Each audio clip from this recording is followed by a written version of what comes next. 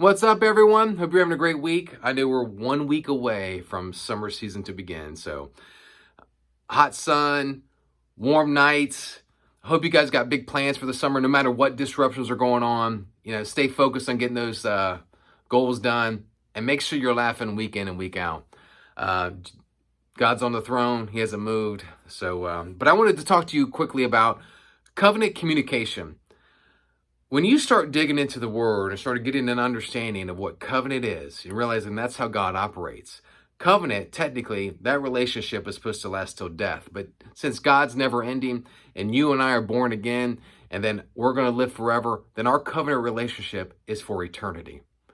I can't even comprehend eternity, but what I do know is that if my covenant partner has made promises to me, which he has in his word, he's made thousands of promises to us, then it's my responsibility to locate and take ownership and then put a demand on that promise to manifest in my life, because that's what the promise wants to do. That's the reason why your covenant partner provided those promises to us. So then that way we can operate and allow that promise to manifest into our lives. That is such an honor of being in that position, but at the same time, it's exciting to watch the promises manifest in our lives. But we have to truly believe with our heart, which means we have to kind of put doubt, and start the questions to the side and make the word your so-called final authority, because your word is between you and your covenant partner. And once you make a covenant, technically, it shouldn't end till death. See what I'm saying? So since you know that God's never ending, that means the promises are always going to be there. And on top of that, he even said that he's magnified his word above himself. I don't even know how else to say it, but his word is the final authority. So it's our responsibility to take ownership of that.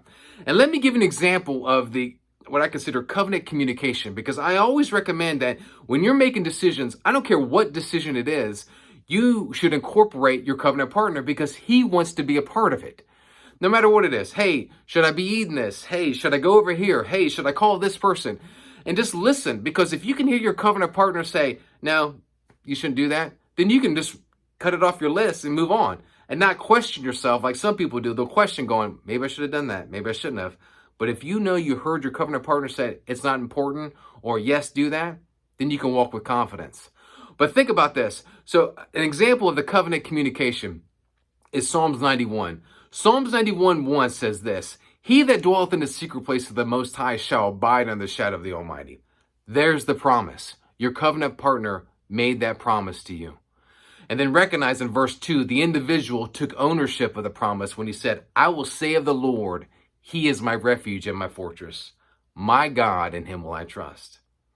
So saw the promise, took ownership of the promise, confessed that promise, and then check this out. In verse 3, it's like the covenant partner is communicating to you what the promise is going to do in your life. And it says this: surely he shall deliver thee from the snare of the fowler and from the noisome pestilence.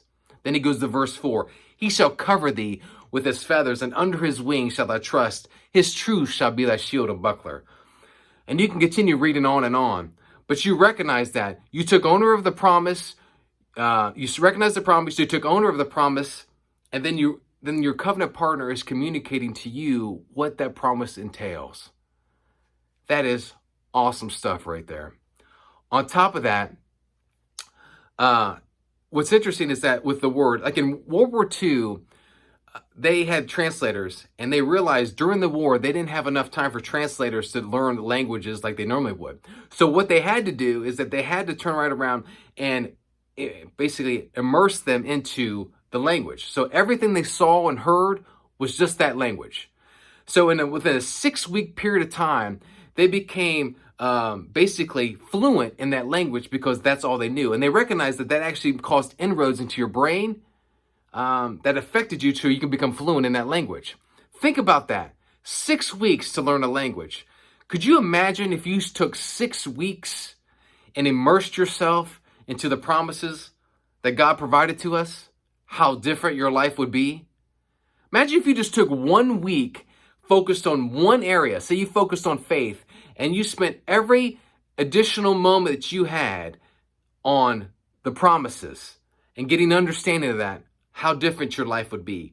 So I asked you this: as you continue to walk in your covenant relationship with the Father, I want you to sit there. If you could take the next week and make a decision and going, hey, I'm going to spend every additional time that I have instead of on stuff that's like a hobby, but focused on this. I mean, this is like treasure. I'm going to get to this. I'm going to get the full amount. I'm going to get the 100-fold return kind of thing. If you spend the next week on whatever area you want to focus in on, if you can give me feedback on that to let me know how different in those 7 days, either your mindset is, your life is, or all of it, all the above. So let me know on that. Remember, if you're not putting pressure on the word, then who is? Our covenant partner is waiting for us to put pressure, so let's put pressure on the word. You guys be blessed. I look forward to seeing you guys soon. Thanks so much for your time.